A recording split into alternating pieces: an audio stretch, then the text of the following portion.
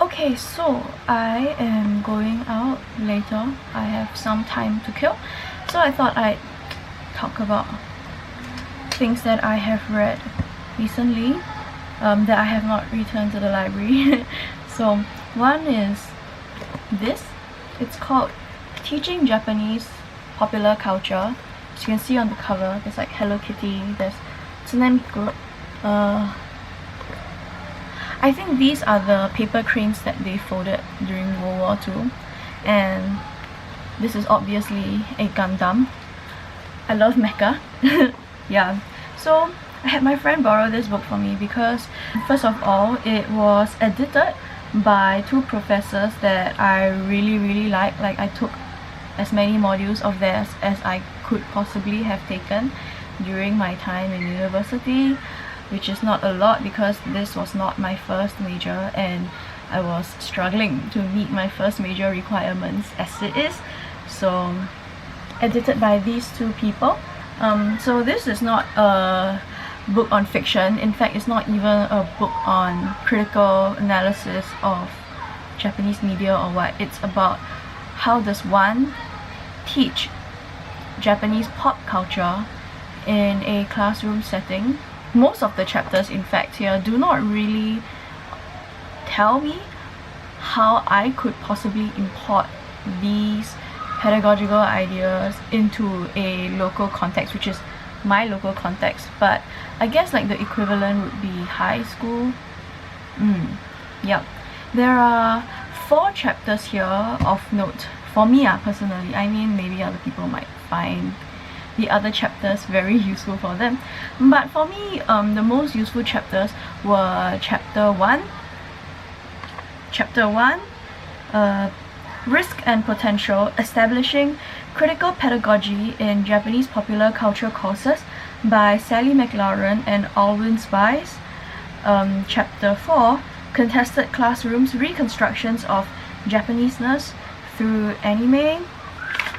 Chapter 6, Confessions of an Anime and Manga Ignoramus: Approaches to Japanese Contemporary Popular Culture for the K-12 Classroom by Melanie King.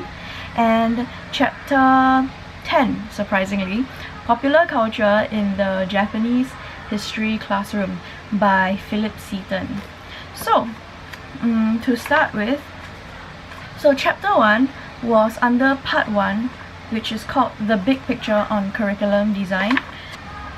What I liked about chapter 1 is how it gave us, it suggested 5 main approaches to teaching pop culture. There is Pop to Prop, which uses Japanese pop culture courses to prop up ailing or aging programs so as to attract more students and therefore revenue. There is Popper Prop, which aims to establish, legitimize, and institutionalize new disciplines such as manga studies or video game studies in a more traditional academic manner. So basically, trying, or at least an attempt to make popular culture a legitimate object of academic study. There's Pop as Propaganda, which promotes cool Japan and tends to celebrate rather than critique. There is Poco Pop, which takes a post-colonial view of the study of Japanese pop culture by including cultural studies theory, like post-colonial theory.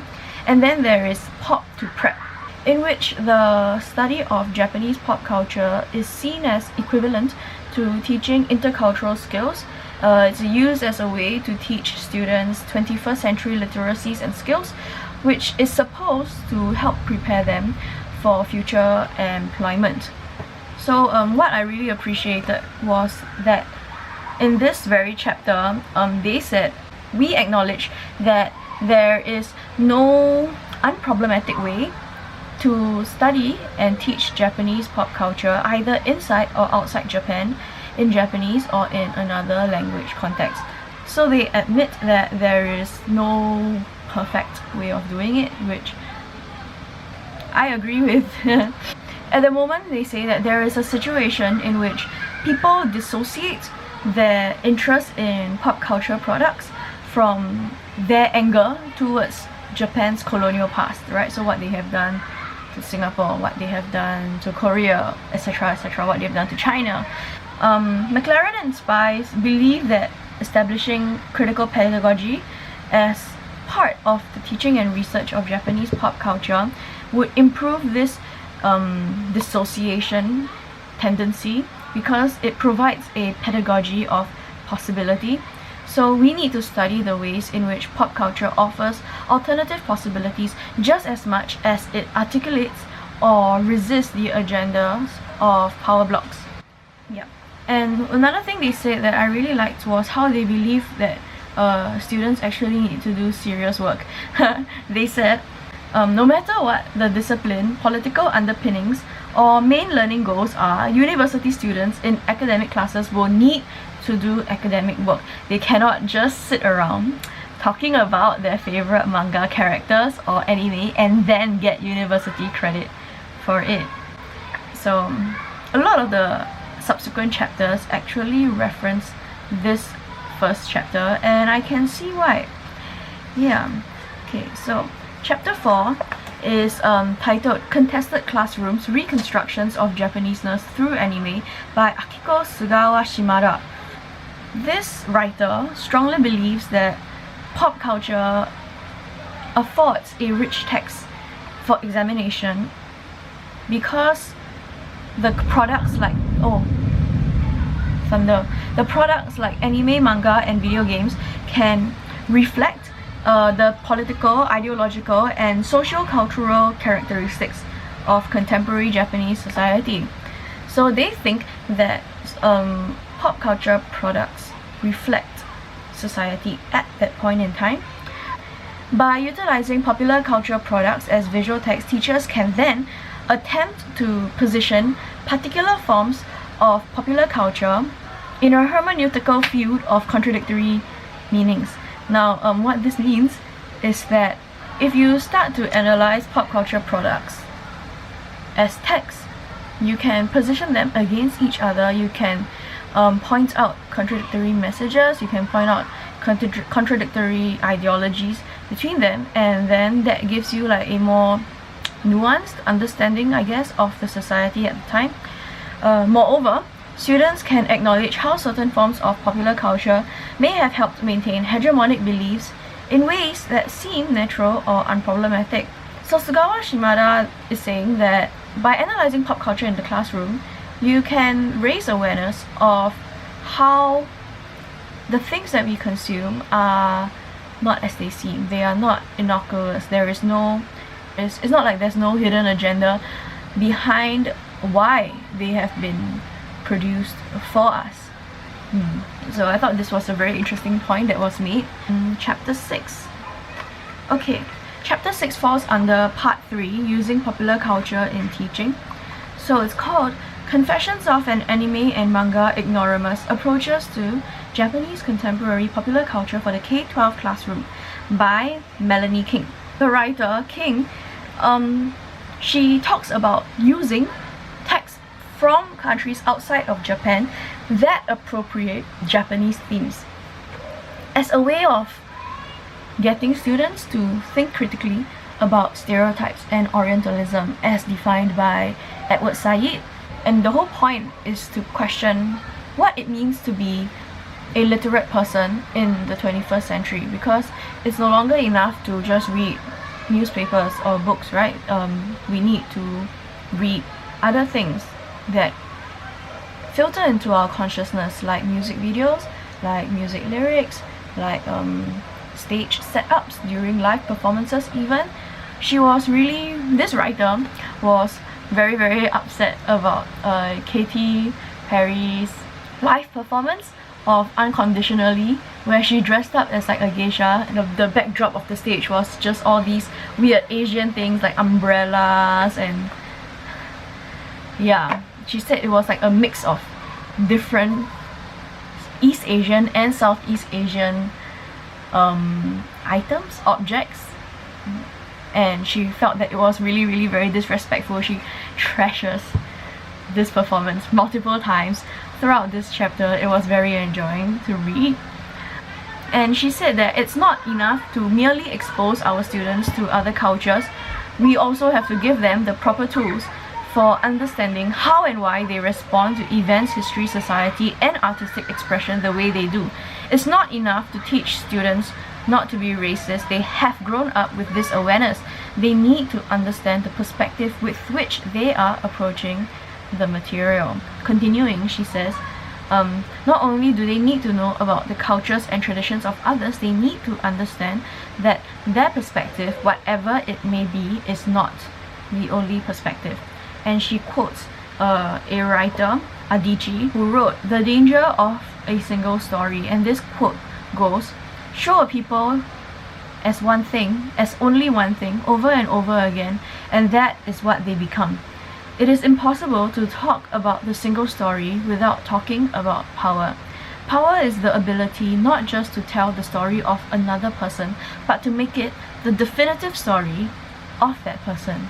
That's like a very questioning historical narratives kind of way of looking at it, which I actually wholly agree with. So King also advocates or endorses millennials. She says that she actually enjoys having millennials in her classroom because she loves having students who are excited to learn, who ask thought-provoking questions, and who challenge the dominant narrative. And she says, I quote, "We look to the millennials to right the wrongs of the past. We ask them to engage in their community, respect others, and be open, but are we giving them the skills they need?"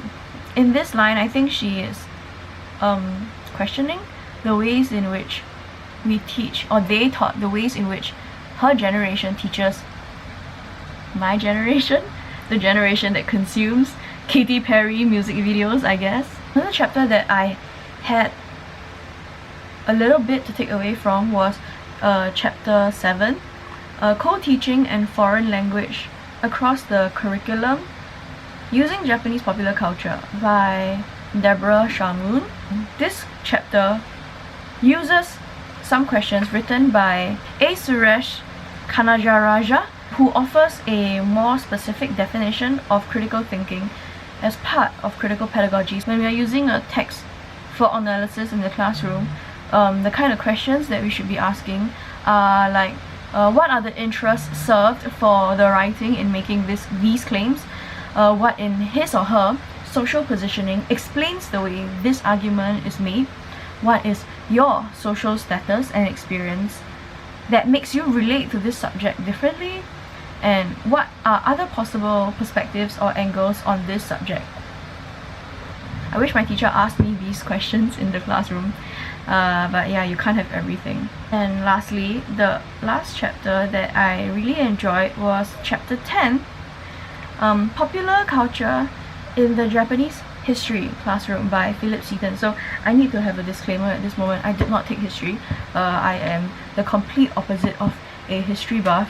It's not to say that I do not know anything about history, it's that I am interested in history insofar as it informs my perspective or knowledge of a particular literary text. So I am not the biggest fan of the historical perspective. I am a very big fan of the literary perspective.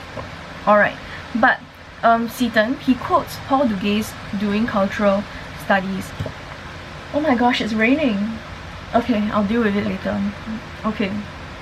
He says that someone called Paul Duguay, he proposed a circuit of culture that highlights 5 keywords: representation, identity, production, consumption, and regulation. And he says that when we analyze a text or artifact culturally from the cultural perspective, we should explore how it is represented, what social identities are associated with it, how it is produced and consumed, and what mechanisms regulate its distribution and use. So these are the 5 keywords. Oh no, oh no, okay, my plants, I'm sorry, I need to, okay, I hope the rain like stops soon. Yep. So, is it too dark now? I'm worried. Okay, so this is one book that I read recently. Another book that I read recently is called The Stationery Shop by Marjan Kamali. It's romance, it's adventure. It's set in 1950s Tehran.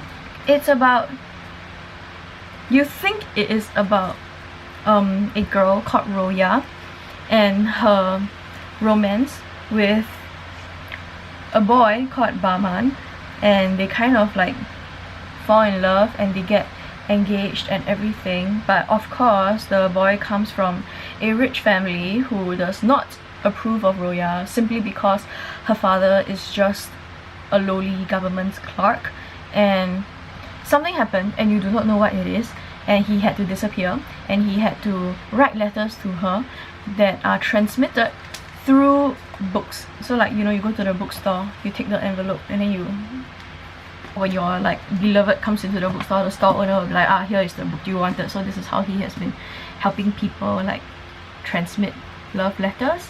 Yeah, so one day she receives a letter from the boy, which is like, oh, meet me at this square and we are going to go to the registry of marriages and divorces and we're going to get married, we're going to elope, you know. And so she shows up, but he's not there. There's a demonstration. The bookstore keeper came out and tried to tell her something, but before he could, he got shot and he died. So she goes to America to get an education. She is completely heartbroken. Over there she meets a nice man called Walter from New England. She cooks for him. He gives her the stability that she needs to kind of recover. I do not want to spoil it for you, but when they are in their 60s, she gets an opportunity to reconnect with Bahman again, who for some reason is now in America, and she finds out the truth of what happened back then. Yeah, I really do not want to spoil it for you. I just want to say that, like, I think the best part of this novel is actually not Roya and Bahman's story. I really feel like it's very dark now. Okay, today I'm going to be reading this book that I borrowed from my friend.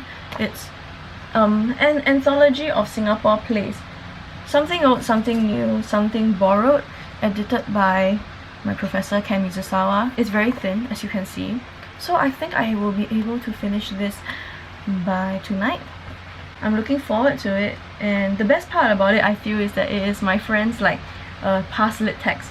So there are highlights and there are notes. I love reading annotated books. I feel like they bring life to the novel, you know, like someone has been here before, someone has had thoughts about this before, and someone felt certain words were important enough to highlight, and I'm like, oh, what's happening? I want to make the connection too.